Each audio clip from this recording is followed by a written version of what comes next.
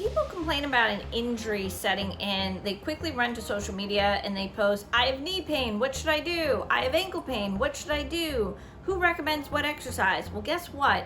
You don't want to jump to the exercise right away. It's about getting to the root problem. Hey everyone, it's Dr. Heather, your virtual sports chiropractor, and as you know, I've created 27 tips for injury prevention with runners.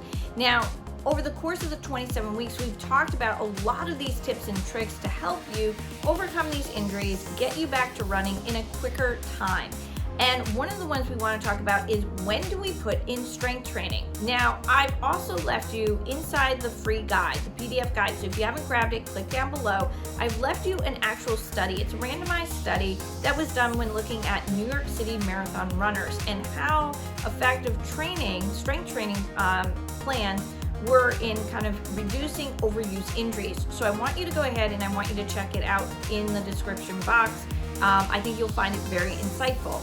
But this is something I really reiterate with all the people that work with me, especially if they're in my 3-week sports chiropractic program, and as we're transitioning out and getting them ready to really embark upon the membership program, which focuses more on the strength training aspect, is we want to make sure that your strength training program complements your training program.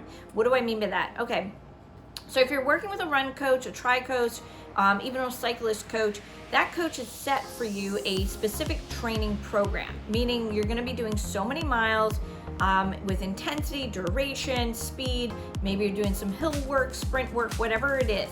But your coach, your coach that you've hired for that sport, has set in a training program. Now, again, when we look at these training programs, we're looking at the fact that we're going to be doing a repetitive action on a constant basis, which can lead to an overuse injury, can lead to an injury in general. So what we want to do is we want to make sure that we're putting in the proper strength training program that's going to complement this training.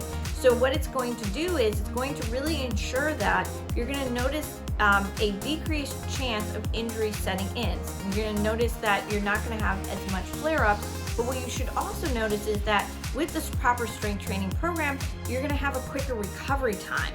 So when you go out and you do those long duration events or runs or training rides, your recovery time is much quicker. So you're starting to adapt, much faster.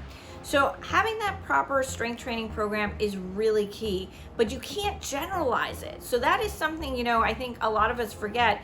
We're quick to wanting somebody's training program. We want insights on how somebody did something, but a lot of the times it becomes very customized because guess what? We are all uniquely different. So we have to customize those plans in order to be successful here with our overall performance. Now, if you're not sure if what you are currently doing is helping you, I would highly recommend leave some comments down below so I can respond to you all. But again, if you want more insight, I would highly recommend take advantage of my free functional movement screening. This is free. There's no obligation whatsoever, but at least what I can do is I can tell you which muscles are really weak on you, what areas you might need to pay more attention to when it comes to your body for strengthening conditions. And then from there, I can kind of help give you a little bit better guideline on what you should be doing for your training plan. All right, everyone, like I said, don't forget to grab the 27 tips on injury prevention for runners.